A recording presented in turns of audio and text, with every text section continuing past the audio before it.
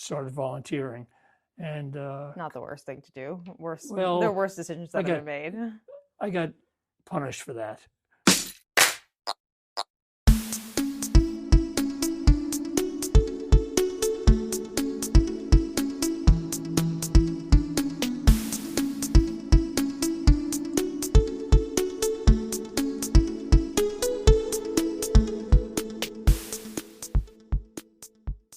Hello, my friends, and welcome back to Runnah, your favorite local running community. I'm Juliana. Today we are back in the Falmouth Running Club office, and we have another one of our lovely Cape Cod Marathon team members with us today. Ed's already laughing.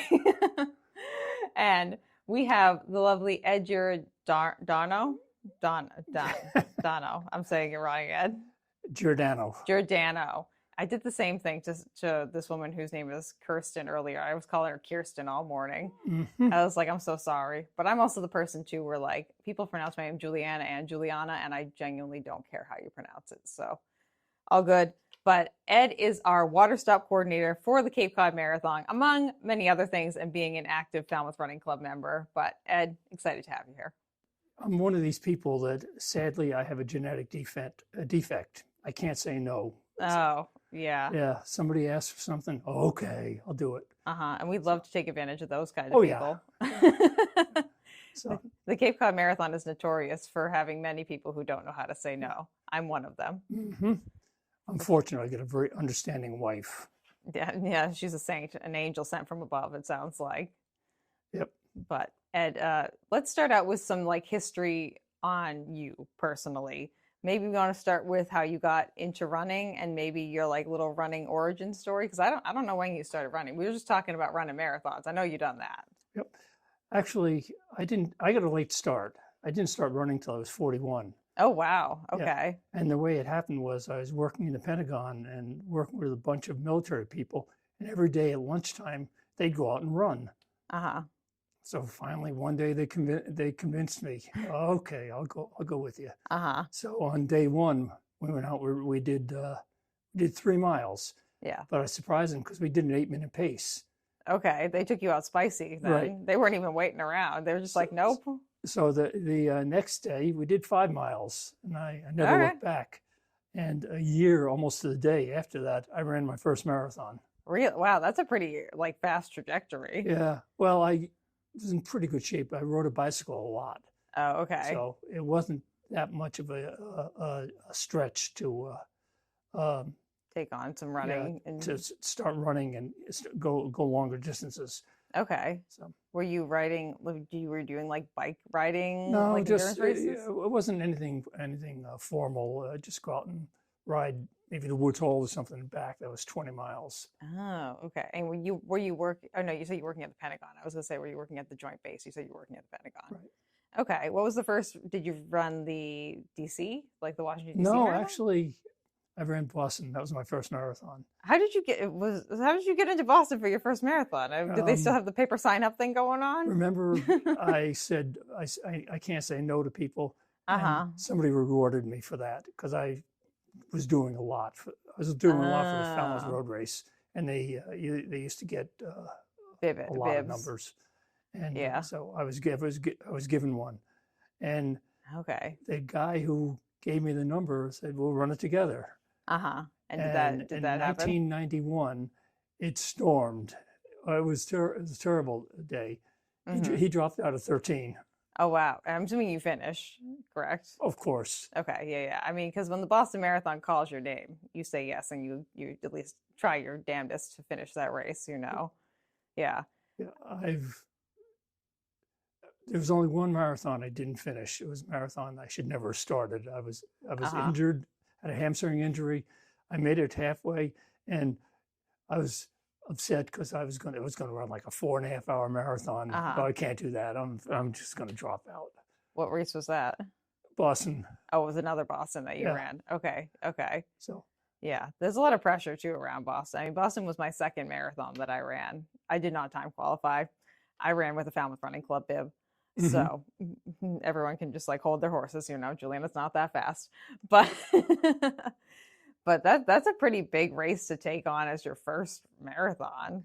but I was ignorant. I didn't know that. Yeah. I guess ignorance is bliss sometimes, you Yep. know? Uh-huh. And it sounds like from there you kind of got the bug to start running. Yeah. How many people do you know that have only run one marathon? I know one person off the top of my head. My sister But Katie, she the- ran one. She yeah. ran the Cape Cod Marathon, and she was like, "Fuck this shit! I'm not running another one again." And I said, "You know what? You tried." Yeah. I only know just a couple of people really that have one marathon. It's like you get brain damaged Yeah. doing that first one. Oh, I got to do another one. Oh yeah, I remember finishing. My first marathon was the Cape Cod Marathon in 2018. I remember finishing it and like being like destroyed because like I had like diarrhea starting at like mile like 22. I was porta potty hopping for like 5 miles. Like, you know, you never tell that by the finish line pictures, you know. But I finished and I was like, wow, I got to do this again. Yeah. Yeah. Well, I've done 43. You got me beat, Ed. You got me beat. Yeah, you got years to go. Yeah. Like I also understand that, like, relatively speaking, like I started marathoning when I was like 24, maybe 23. Like that's decently young for like marathon running. And I'm already into like I'm kind of like slightly abandoning marathoning for ultra marathon running now at this point. So it's a fun time, Ed. Yeah, my first marathon, I was 42. So Yeah. You're like 10 years, well, 9 years now because I'm 33 now. But like but you did your first one when you were 24. You said. Yeah. So What's 2018? So like, what is that? that's 8 years ago. Yeah. So 33 months. Yeah. So I was 25. I was 20. Yeah, I was 25 because it's in the fall. Yeah. Yeah. My birthday's in the spring. That's still nice and young. Hey, you know, you try, Ed. That's all you got to do. Yeah. I did the Chowder Challenge my trajectory was Cape Cod Marathon, Boston, and then the next year I did the Chowder Challenge like immediately. I was like, yep, we gotta keep moving, you know. Yeah, well, I got into a lot of Disney races. I did the Goofy Challenge when it was. Well, I started out there. I ran the Disney Marathon when the marathon and the half marathon ran simultaneously. Oh, okay. And so you couldn't do both. And as soon as they made them on separate days, they called it the Goofy Challenge. I ran that one too. Then they did Dopey Challenge. Yeah, so so you got the basically 5K. double of each day. 5K, 10K, half, and full. Yeah. And the worst part about that deal is that you got to get up at 3 o'clock in the morning, 4 days in a row. I know that this is one of the other reasons, too, Ed, that I have not run this race because it's expensive and it's like also highly inconvenient when it comes to the wake up times. So, but okay, so you ran the Boston Marathon. You've run a bunch of marathons since then. Yeah, I've run a lot in a lot of places. Boston, Philadelphia, New York, Chicago, Houston, Disney World, Honolulu. Oh, wow. There's another one. Oh, yeah, Cincinnati, Flying Pig. Oh, Flying Pig, yeah. Yeah. I've wanted to do the Flying Pig. That feels like it's well run. It's one of those races that I'm really, really happy with the management. Too many of the big races, they concentrate on keeping the sponsors happy and the elites happy. Yeah. Flying Pig, they take care of all the runners. That's nice. I mean, that's something that like I'd like to say for the Cape Cod Marathon. We are very good about like making sure that every runner feels like they are supported, cared for, heard, seen, you know, across the board. And like there are definitely some races that I've run where I've been like, wow, the management here really like just like stepped in and stepped out and like really brought the experience to a whole other level. And then like there are other ones too, like I'm thinking of Berlin last year. I don't think Berlin really is like the best venue for like the average back of the pack runner, you know. You get kind of a little bit forgotten. Boston, I also feel the same way. I feel like New York does a good job. For the biggest race that I've run, I feel like New York, you feel like supported by the race. Like, and I feel like also in New York, there's a lot of first time runners and like marathon runners in New York. London, I felt like honestly, like my interaction, and I'll give you my full review after I've done running it. They were so supportive of like all the runners, like, and I think partially because like it's like 80% charity bibs.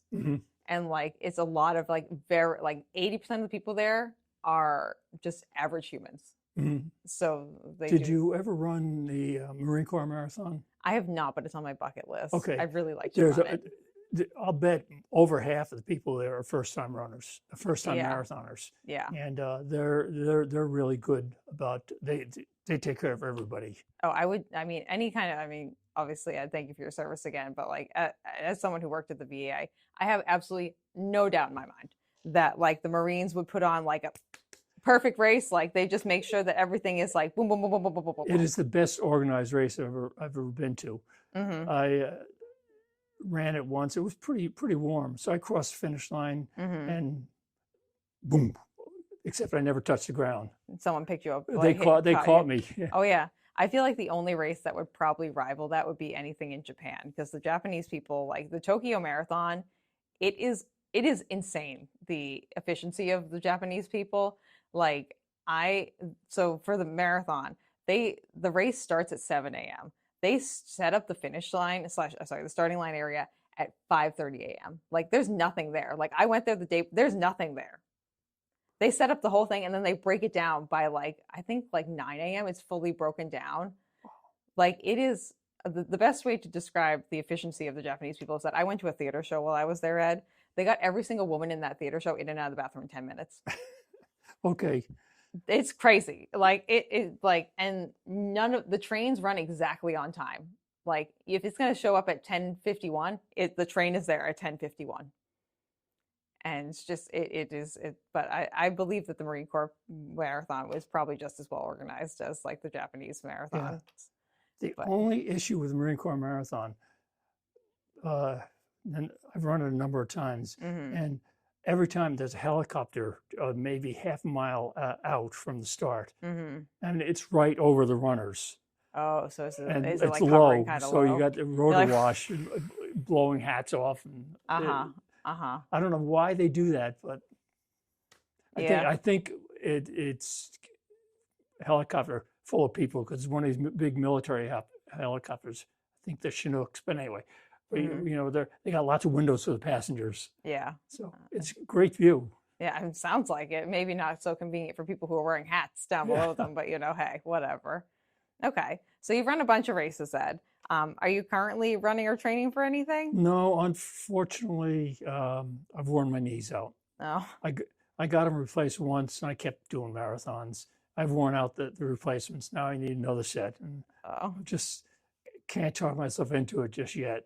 I think I'm getting to the point where I'm not going to have an option. It has to be done. To get another knee replacement. Yeah. Yeah.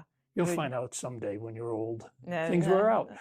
Trust me, I know already. Well, I mentioned to you I have like hip dysplasia, so I've been threatened with many surgeries already. The one that they've threatened me the most is called a PAO, where they essentially crack your hip and put it back into place, and it's like a full year recovery. Oh my! It's very long. It looks very painful. I would not like to do it. So we go to physical therapy a lot. Well, I do a lot of physical therapy, so. Hopefully that saves me for a while. Well, I got a story here that when in 1998 I was signed up for Boston. So in March I went out and did a 20-miler and did good. It was good, a good time. I ran an 8-minute pace the whole 20 miles. Okay, great. Yeah, but something wasn't right. So I ran that 20-miler on Sunday. And on Tuesday, I went and got a checkup, and basically they wheeled me into the operating room and did triple bypass on me. Oh no! Yeah, they were quite startled that when I told them that. I ran 20 miles 2 days ago. So you have to get some kind of like heart surgery done? Oh yeah. Oh God! What's like triple bypass? They cut you open. I got a scar from here to here. Yeah. So what exactly was going on with your heart? Was it just like not pumping the blood I had correctly? arteries blocked. Okay. And they fixed them. They take some blood vessels out of your leg, and basically it's called bypass because they bypass the blockage. Yeah. And it was pretty funny. They said, we know you're a runner, so they put 2 in where normally they only need 1. So that way you could get back to running a little bit more efficiently. efficiently. 6 months after that, I ran New York. Oh, okay. And do you feel like your heart was more efficient at that point? I didn't notice much of a difference, but it was still an extremely emotional experience. I had uh, 4 friends with me, one of whom had never run a marathon. Wow. She was a woman I worked with, but we ran the whole way together. We crossed the finish line holding hands. Oh, that's nice. Like I said, it was a very emotional experience. And I was feeling pretty smug about the fact that I ran one 6 months later, but I know one other person's done that, Dave McGilvery. Oh, yeah, that sounds about right. Same thing.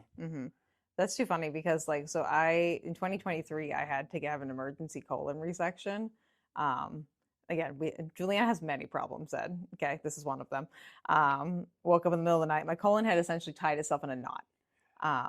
My colon is hypermobile. It's like you can die from that. Oh yes. This is why they did this. This is why I had an emergency colon resection, because they did an MRI and they were like, your colon is literally tied. And I had taken a lot of GI meds too because I have a history of bowel blockages. You know, I've landed in the ER multiple times on a morphine drip while they've tried to flush me out because I've been in so much pain.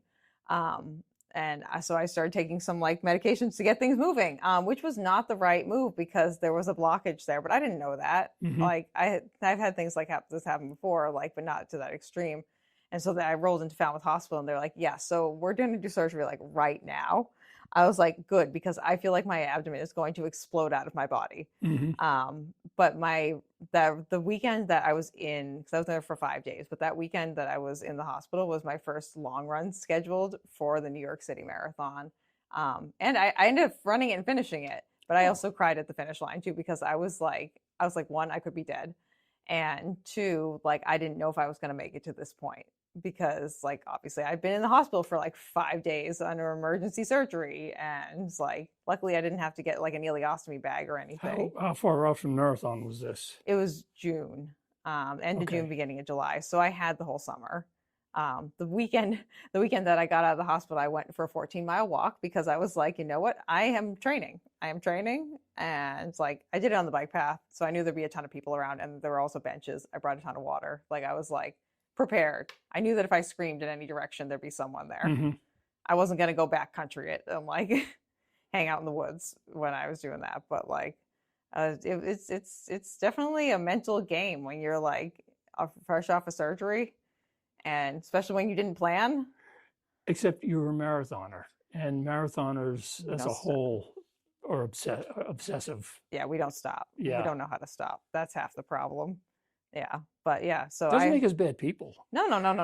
If anything, we just have too much drive, and we're just like, nope, we keep going. Yeah, we keep it moving.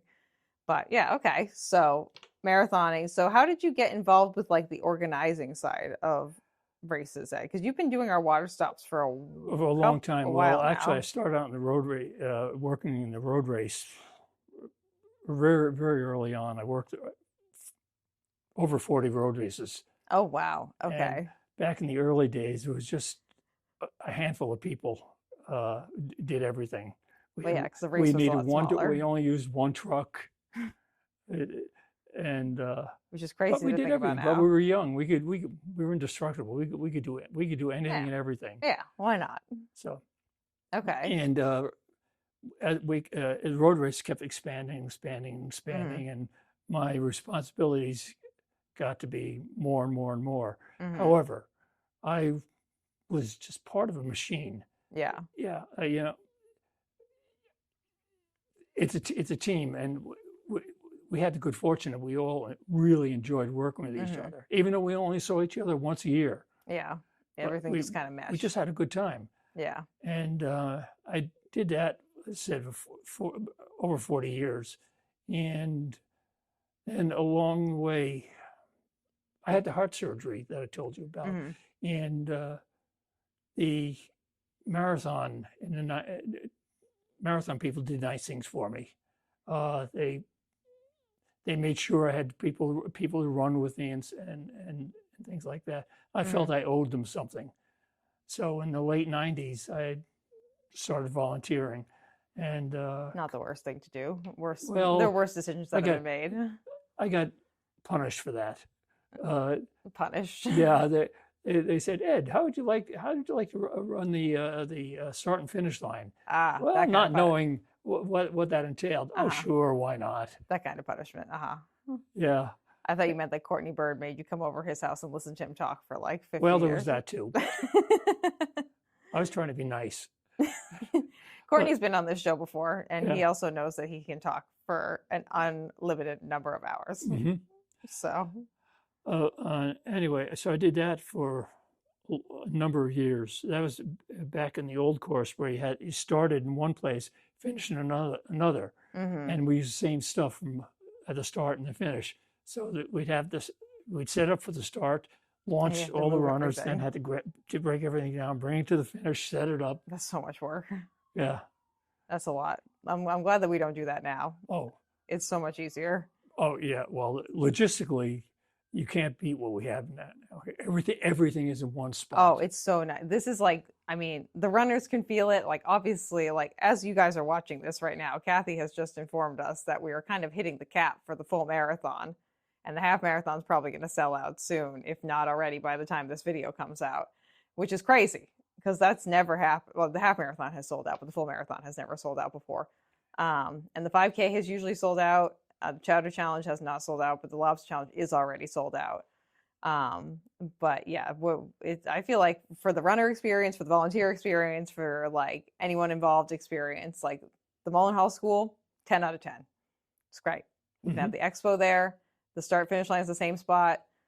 The only thing that's not ideal is parking, but like anywhere in Falmouth is going to have that problem. Like there's not a Falmouth parking lot that's big enough. Yeah, to there's no have- difference really between the old course and new course as far as parking No, goes. they're right down the street from each Yeah. other. So like the parking situation is pretty much the same. That's really the only thing that's like left to be desired, I would feel like if we could temporarily have a parking lot paved and like level those houses that are behind the school for like a weekend or put in a parking garage, like that'd be great, but we can't really do that for one weekend. Somebody would object. Yeah, I don't think the people who own those houses would be too happy. But yeah, so you got involved with doing the start and finish line. How long were you doing that? Then after a while, it just got to be too much for me. Yeah. I'm getting up there in years, so I backed off, and then I heard, well, we need somebody to deliver water. Mm-hmm. Okay, I can do that. Yep. I've been doing that ever since. Okay. And so what exactly does that job entail, Ed? Okay, that means you got to pick up the truck. Uh-huh. You have to go get the water. Okay. Thank God we have somebody with a forklift that can put the water on the truck now. Where do we get our water from? Is it just like we have it already? Usually No, here? we get it at Jack and the Beanstalk, actually. Oh, okay. I didn't know that they were supplying the water for us. I learn new things every day, Ed. Mm-hmm. So they get it on there, and a couple of years ago, I made the discovery that if I get there at the same time as the water is delivered, we can just back trucks up to each other, and just like scoot. it takes 10 across. minutes to load 12 pallets of water. Okay. Very nice. Yeah. That makes things a little bit easier to coordinate. Oh yeah. Okay, so you pick up the water and then you Yeah. have to deliver it. Yeah, I have to. Well, we start off with delivering it at the school. Yeah. We have to give them 100. Well, it used to be 100. Now it's going to be 120, 140 cases of water at the school. That's for like the And start finish line area. we hit 6 water stops for the half marathon, Yeah. and 16 for the full marathon. Yeah. And we deliver the water, the cups, the tables, the trash cans, the bags, the gloves. First aid kits, maybe like Gatorade. Oh yeah, Gatorade coolers, Mm-hmm. all the stuff that you need at a water stop, and then we got to kill a little bit of time, let the race go off. Then we start picking up the residue, the trash, any remaining water, the barrels, all that stuff. We got to make it that if there's a water stop at point A, once we get out of there, you shouldn't be able to tell there was anything happened there. I feel like you guys do a pretty good job because I'll usually like go run part of the course in the morning before I come to announce the finish line for the day. And like, one, it allows me to go make some social media content so I can like show the runners like, hey, look at this, the course is what it's looking like this morning before you guys show up. Like people love to see that. They like to get confirmation that the weather is not going to absolutely destroy them, though it kind of did on this Sunday last year. I was out in that too. I'm sure you were too, Ed. Yep. So I also like to remind our runners that the volunteers are out there for longer than you are, and they are doing it for free and a sweatshirt. And so be nice to them and don't complain. Yeah, the actually, yeah, I do this stuff with the water stop, but the teams that are at each stop are just fantastic. We have great volunteers. Yeah. When I send out the documents to the teams, I tell them basically it's got to be cleaned up, and they take it hard. Yeah, and you have a lot. I'm sure a lot of your volunteers at the water stops are like teams or like because we have a lot of sports teams from the town. It's a charity thing because we give them money, and most of these teams are desperate for dollars. Yeah. So they want to be invited back next year. So they do a good job. They do a good job. I also have the theory, Ed, that we have like professional volunteers at the marathon because most of the people who live in this town, probably from the ages like 6, 7, 8 years old, have volunteered at the Falmouth Road Race for like most of their childhood in some capacity. And so by the time they get to be in high school and they get to be working with us or whatever age they are, being an adult, they've volunteered at like a big race before. Yeah. One of the things that I worry about with the volunteers, so if you look at them now, they're getting older and older and older. We're seeing the same people year after year after year, and they're getting older. Got to get the young people in. Yeah, I don't know who is it. I don't know who. I'm assuming it's Kathy who's doing the volunteer outreach combination. Kathy and Jack, recruiting the teams right now because I mean, yeah, I definitely have seen. There's definitely some like adult groups that volunteer too, which is fantastic. Any volunteers that we can have, we'd love to have you. You get a free sweatshirt. It's a nice time. I get a lot of compliments on those sweatshirts when I wear them around. Yeah, this year's are really good. Yeah, the really, green one. Really good. Yeah. Next year they're going to be gold because it's the 50th. I think that's the sample right there, honestly, Ed. That's gold? Looks yellow to me. I don't know. It's but we're going to have like metallic gold like on the emblem this year, that year. So Kathy and I are getting as many sparkly, shiny things as we can possibly get. It's going to be a fun time. But yeah, I mean, I don't know who does the outreach specifically, if it's Kathy, Jack, or a combination of the two. I believe it's a combination of the two, but I think probably Jack does the lion's share. Yeah, of like reaching out to the sports teams and things like that. I mean, I'm assuming he's reaching out to like all the sports teams I'm assuming like if it's a sports team, they should have new members coming in because like it's like a high school or a middle school or whatever it is. So yeah, I don't know. I don't know the exact rationale for that, Ed, to be 100%. That'd be a question for Kathy and Jack. Yeah. See, like, are people aging out? Are they just getting elderly? I don't know. Well, the people who are responsible for a segment of the marathon, they're the ones that they're getting old. Oh, so like either the coaches or the leaders of the group or whoever it is, or the people like me. Oh, yeah. You mean like volunteers? Yeah. I mean, I will say granted, you know this, most of the town of Falmouth is in the elderly variety. I'm definitely in the minority. It's not as bad now. There's definitely, I feel like an influx of younger people since like the COVID era, People have moved to areas, they're working more remote jobs. They can have more flexibility with their location. The Cape is a beautiful place to live. I stand by it. I love living here. But there's definitely just like the general population here is a little bit older. And just like the general population of the people who are volunteering for the marathon right now and in leadership positions are also a little bit on the older side of things. Like I feel like we've gotten some new, like Dory has started doing the extra mile recently. Like obviously I'm doing like the tech side of things and the announcing and like the social media. So I'm there. I feel like we have like a couple younger people coming in and hopefully more soon. Nicole's doing the cycling team, I don't know who our new doctor is yet. Kathy has someone. I haven't met them yet, our medical director. But yeah, I mean, I will say, and if anyone is watching this, if you would like to have a role in the Cape Cod Marathon and you'd like to volunteer, we would love to have you. So, yeah. Well, when we have our marathon meetings, look around that room sometime. It's largely above the age of 60. Yeah. Yeah. Actually, many of us are above the age 70. of 70. Yeah. I mean, I think also too, like, I think part of that is that like a lot of these jobs, even though they are once a year jobs, they do require like a fair amount of time commitment. Hmm. And like, if you are someone like, I'm 33, like if you're someone who's my age, I have many friends with kids, they can't take a whole weekend off like to work, like deliver, because I mean, you do an amazing job and I know your job takes a lot of time. But I just know that I have friends who are parents who are my age who are just like, yeah, no, I can't commit like 2 full days, 3 full days, whatever it is, to like delivering water or running a finish line or like monitoring the course or whatever it is, which is the challenge. Yeah. We've just split up my job. Chris, Langus. no, this is one of the things you get old, you forget names. I forget Chris, the Chris you're working with. Oh, Chris Risco. Yeah. And anyway, we've just split up the job, the work.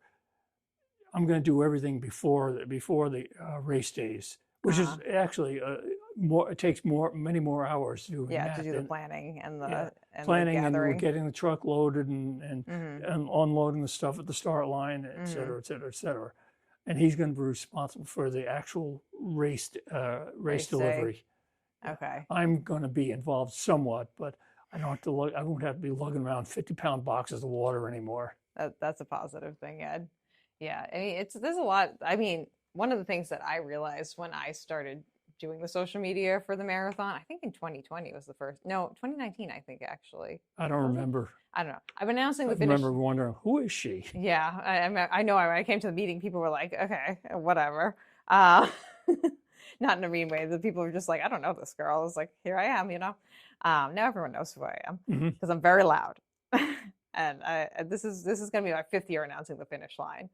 Because last year, Ryan, our photographer, Ryan Weber, every year he seems to have taken the same picture of me. Like it's very funny. I have almost the exact same picture from every year of me just being like in front of the microphone and me posing for him. And I know that I have 4 of them. So this will be my 5th year. But like, yeah, I was always like, one of the things that when I started with the marathon, I was like, wow, there's so many people behind the scenes here that I like never thought like that there would be someone in charge of the water, like gathering the food, like whatever it is. Like I just thought it just happened. But as I said earlier, it's like a giant machine. Oh yeah. And we happen to be Very running on all cylinders here. Oh yeah. I mean, I think the best thing about the marathon is that like anyone who's a part of it, largely speaking, is very passionate about like making this race like very runner focused, very much so, like making it so like when you show up to the race, you don't think about like, oh, where's the water? Oh, where are the bathrooms? Oh, how do I get to the starting line? Because we have planned and thought through that already and made it so like it's kind of like a brainless task to like finish the marathon essentially. All you got to do is run, show up and run for the most part.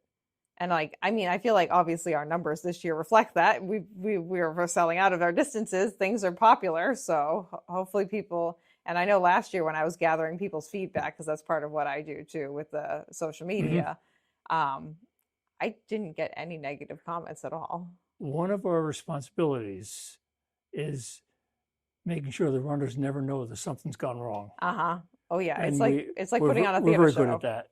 I feel like we are too. I feel like we're able to troubleshoot very quickly if there is something that happens. Troubleshoot and come up with solutions. Yeah, fast. And fortunately, we're never questioned about it. I mean, Kathy and Jack are 2 like head honchos. Just fabulous. Yeah, extremely like what is it, like qualified to be there. Very passionate about having the race happen. And it makes it easy to be a part of the race when they're at the helm. Yep. For sure. Basically, if something goes wrong, their only question is, did you fix it? Yeah. And the answer is always yes. Yeah. Well, yeah, and it's like, even like being at the start finish line, like I see a lot of things happen when I'm sitting there. I don't see everything that's happening, but like I'm right next to the medical tent. Like I am constantly like eyes on the runners, just like keeping a tab on what's happening. making sure too that like if something does happen at the start finish line area, like the medical team is on top of it if need be. And like I'll like announce things. I'll be like, someone get this person to like aid like immediately, like we need someone.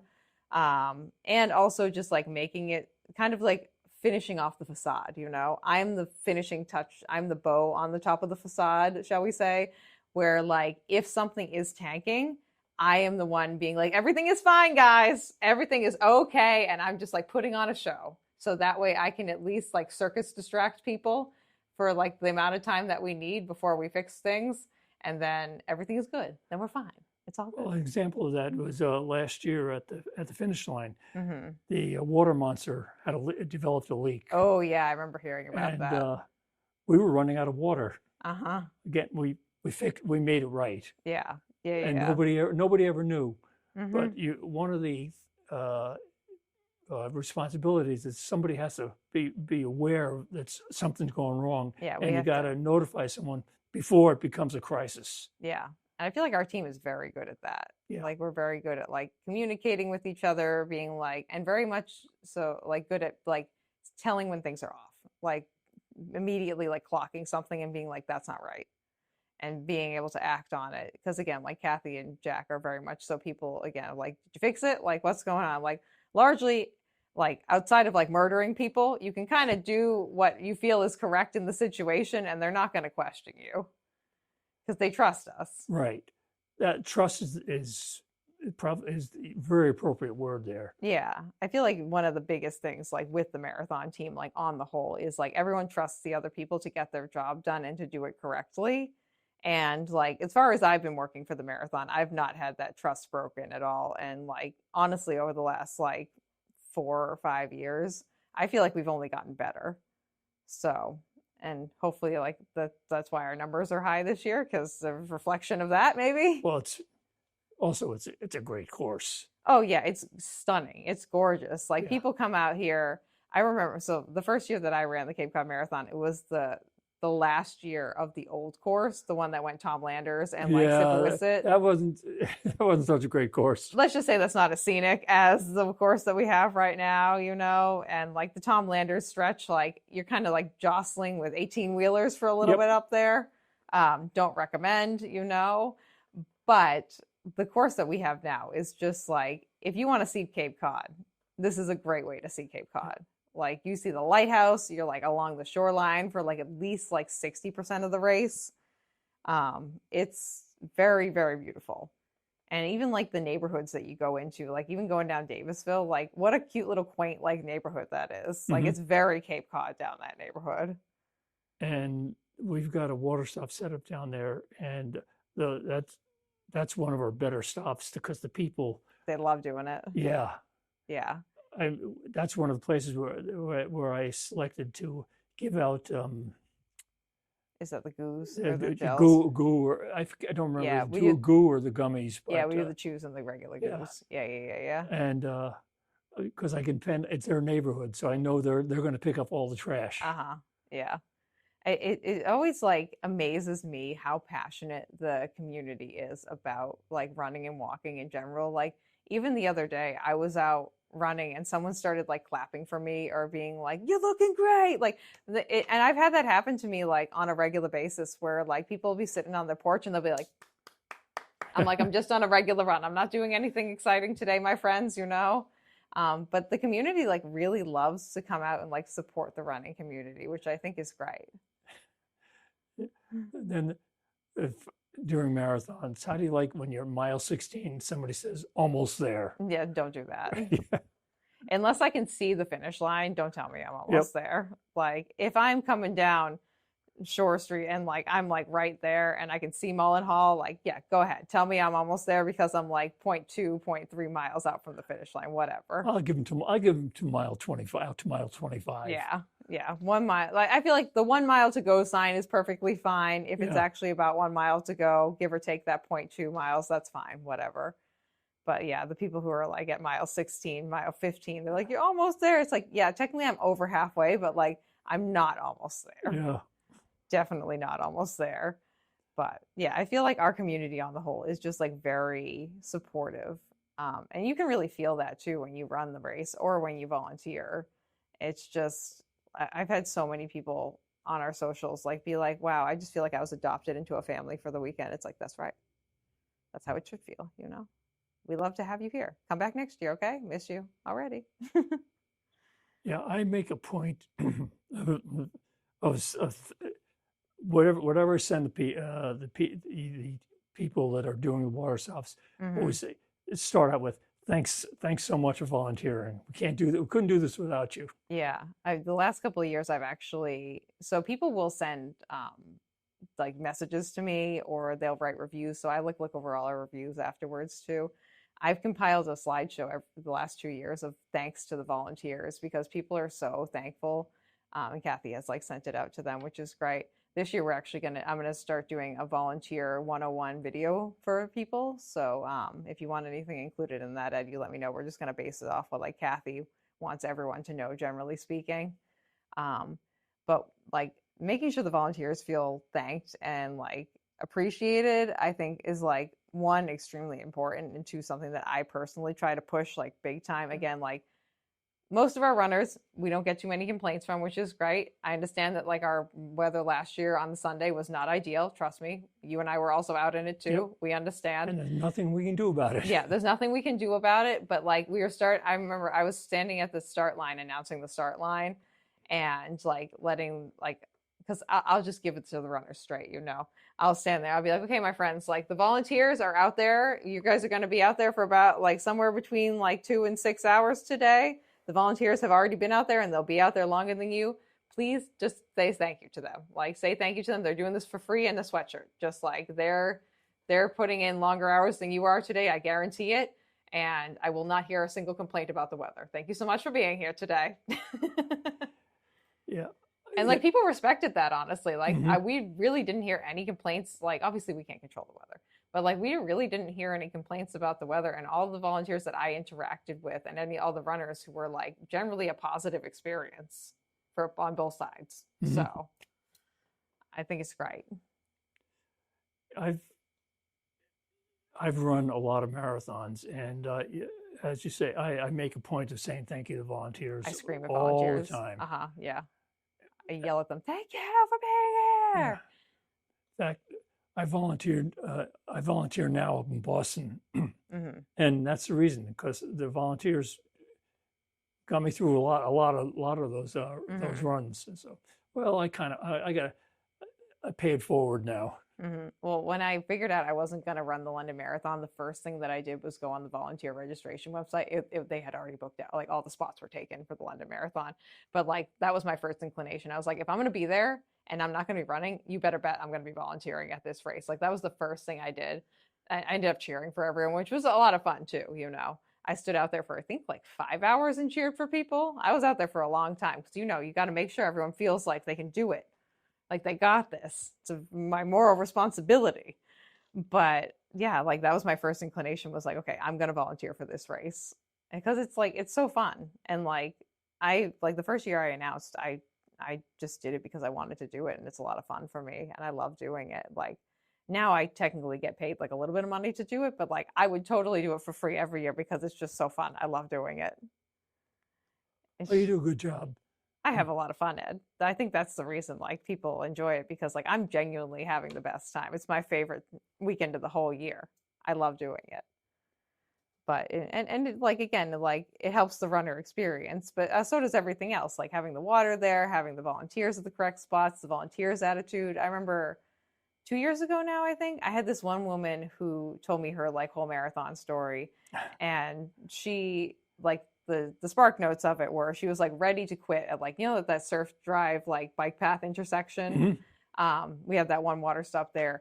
There was some kid there who was like dancing the entire time.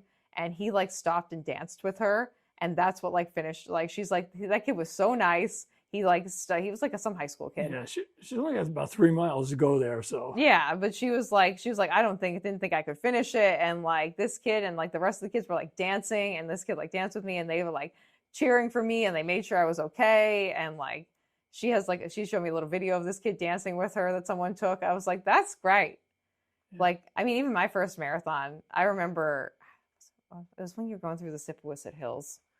Where is that? Like mile 17, 18, whatever that was on the old course. Mhm. There was this woman bouncing on a pogo stick with a blue wig on, handing out Tootsie Pops.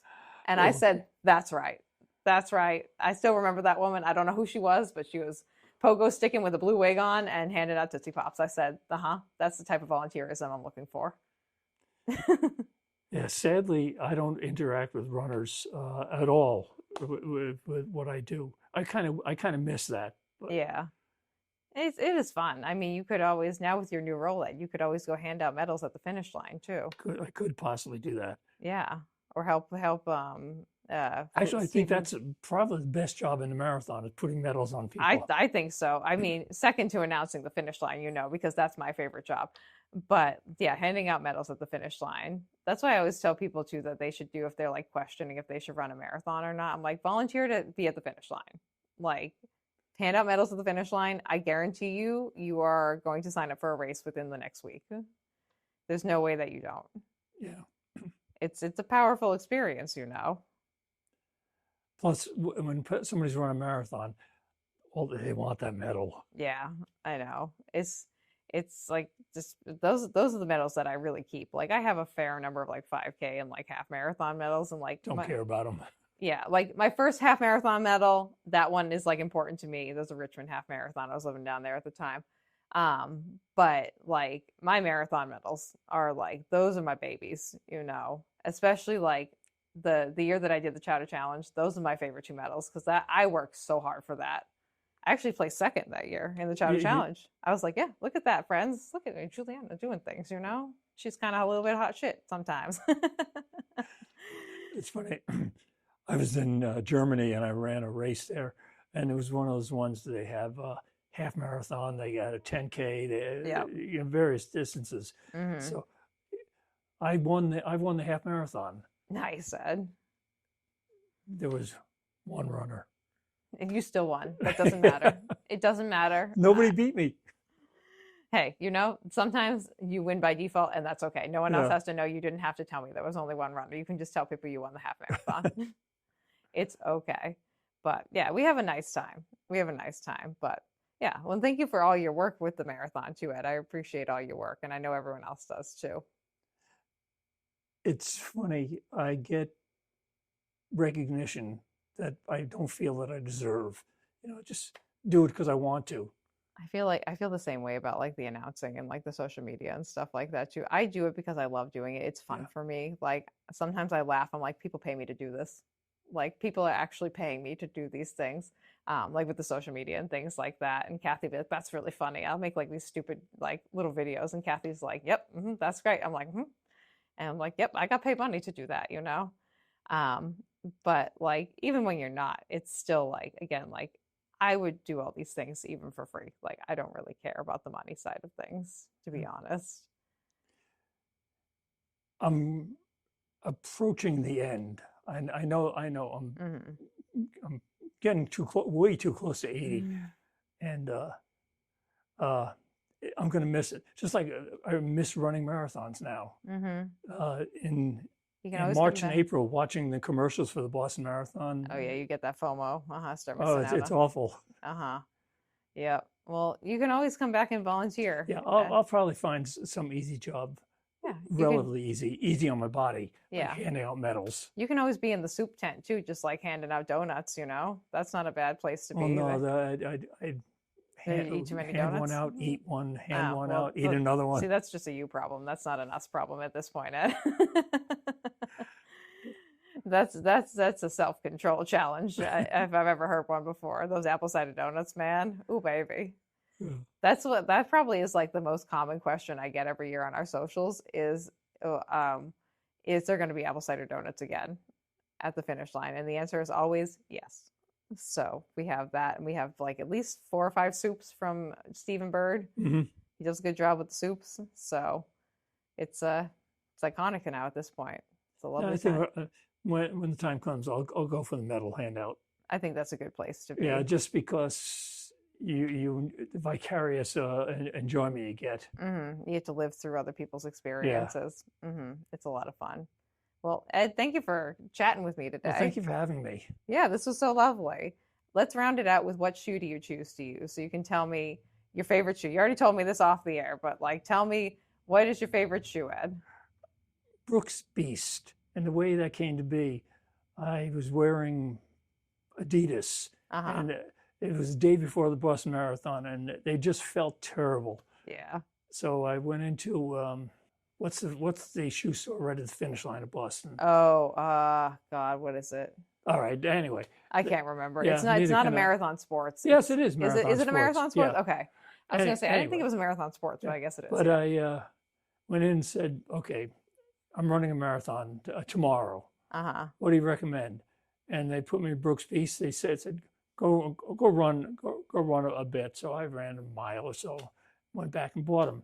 And I did something you're never supposed to do. I wore new shoes to run the marathon.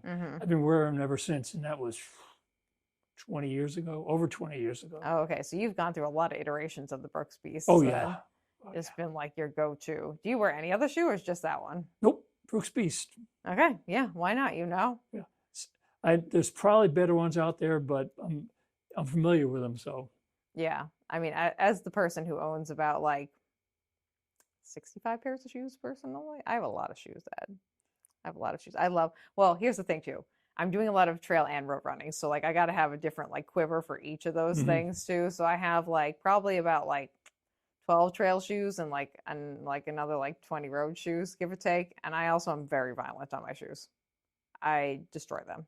I run with the weight of a 500-pound man. You haven't heard me run. No, I haven't. I'm surprised. The thunder you thought you heard. Yeah. Oh, that's what that was the other night. Okay, I have to tell my dog that she was just like freaking out over nothing. It's just Ed running. I down don't the sneak street. up on people at all. Uh-huh. I'm one of these clompers, Uh-huh. and Hey. I'm tough on shoes. They don't look worn out, but they're worn out. Yeah, the foam probably compresses and Yeah. like you can really feel it. Yeah. Yeah, well, I commend you for running in the Brooks Beast. That's a shoe that I've never run in, nor do I feel like fits with my foot strength personally. But hey, you know what? Every foot shape and every foot strength is different. So like whatever works good for you, that's great. Though I will say the newest Brooks Beast actually doesn't look too terrible. Like it looks like a lot more runnable than some of the other ones that I know you have run in.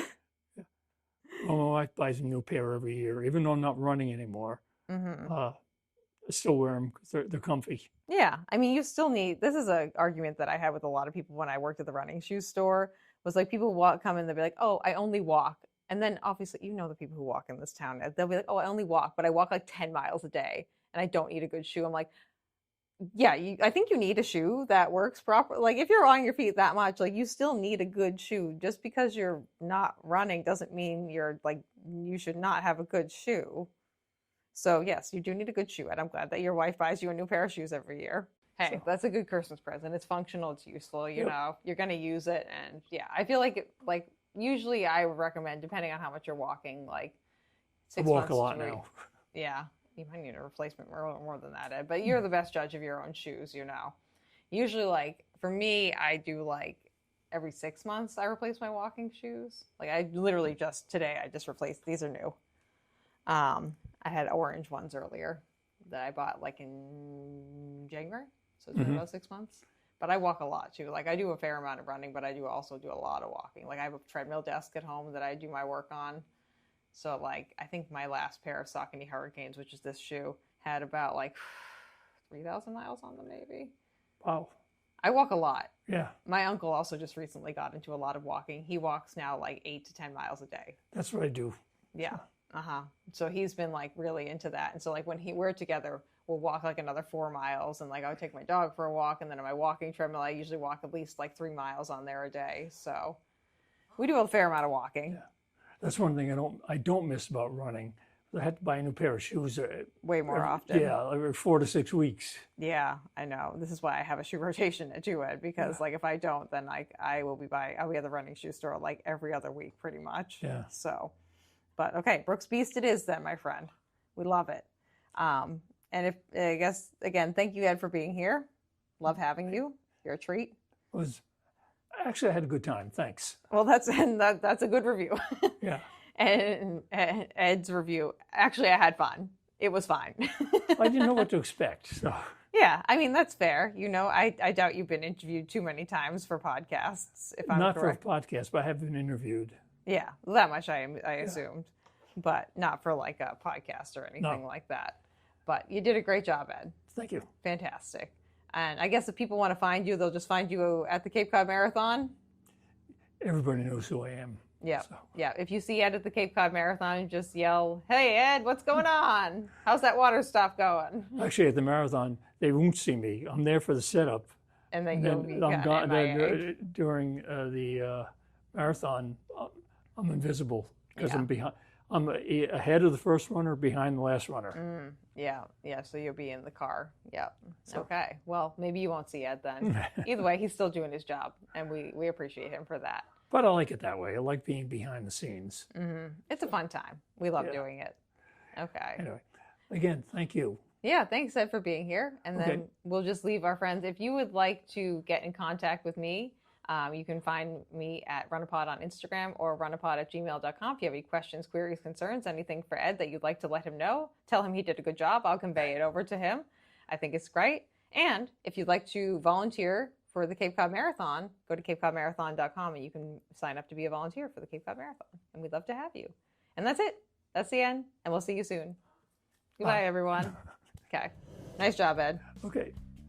You're going to leave me hanging. I was going to give you a high five. Oh, I'm sorry. There you go. Nice job. I went away. Thank you for listening to this episode of Runnah. This podcast is edited, hosted, and produced by me, Juliana Coughlin. Brought to you in part by the Falmouth Running Club and the Falmouth Community TV station. If you'd like to connect with us, you can find us on Instagram and on TikTok at runnapod. And you can send us an email at runnapod@gmail.com.